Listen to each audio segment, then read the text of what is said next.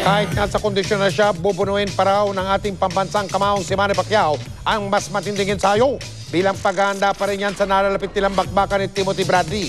Todo ensayo rin naman ang aawit ng ating lupang hinirang sa naturang laban. Makitama po muna tayo kay Ian Cruz. Walang pati ng pagsasanay ni pambansang kamao Manny Pacquiao sa Amerika. Sa mga oras na ginugugol niya sa loob ng wildcard gym, nasusubukan ng kanyang resistensya at bilis ng mata, paa at kamao. Sa gradong 1 to 10, binigyan ng 8 ni Coach Freddie Roach ay pinakikita ngayon lakas at tiksi ni Pacman. I think about 8. We get really close and about 75% right now for fight. Dumayo rin sa wildcard gym ang iba pang foreigner para masulyapan ang idolong si Pacman. Umaasa rin daw silang matutupadin ang bakbakang Mayweather at Pacman.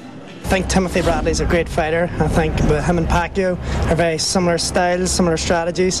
But I do think Pacquiao will come out on top. I think he'll just be too strong and too fast for him. Like the rest of fight fans across the world, I want to see Mayweather, Pacquiao. That is a fight that I just really want to see happen. Kahit na focus sa training, hindi nalimutan ni Pacman na magpahatid ng kanyang birthday greetings sa mahal na inang si Mami Junicia. Mami D, happy birthday. Dito lang kami sa likod mo, laging nagmamahal sa iyo at pinag-pray kita palagi. Maraming salamat sa pagmamahal na nakita mo sa amin at sa pagpalaki mo sa amin na mabuting anak. Samantala, todo ensayo na rin ang 14 na taong gulang na Phil-Am na si Kirby Asunto na siyang napiling umawit ng lupang hinirang sa laban ni Pacquiao kontra kay Timothy Bradley. Excited na rin daw siya at proud sa pagkapiling sa kanya mismo ni Pacman. I'm actually very nervous and excited at the same time because, you know, the whole world is going to see you. Pagbubutihin daw niya ang pag-awit ng lupang hinirang. Sorpresa muna raw ito, pero nagpasample siya sa pag-awit ng folk song. Tidong, tidong, tidong, intaw no sabsidodong, nagtanaw kang inday, nagtabisay ang lawan. Ian Cruz, Nakatutok, 24 Oras.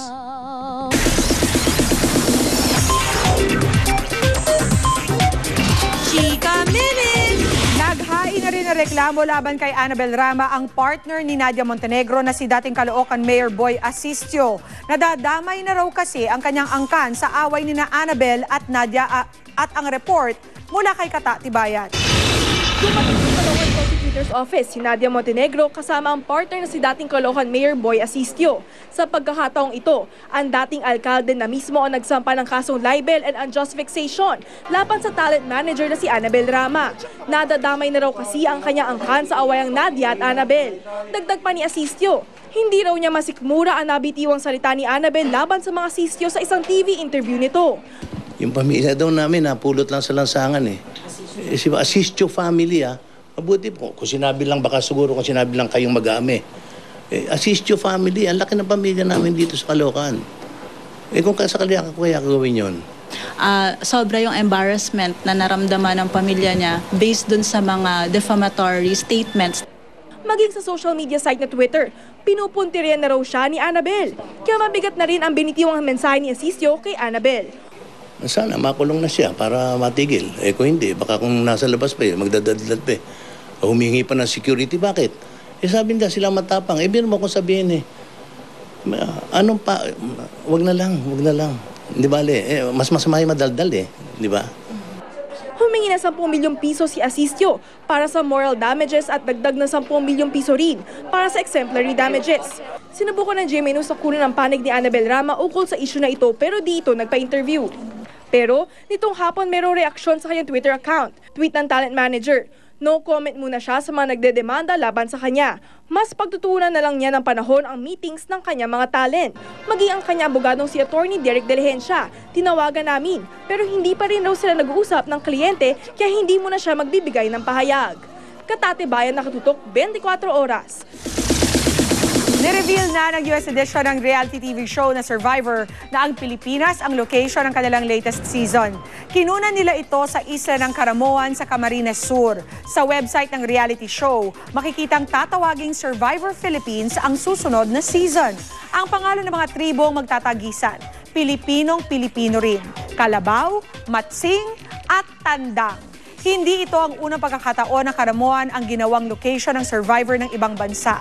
Ginawa na rin sa isla ang survivor Israel, Serbia, France at Sweden.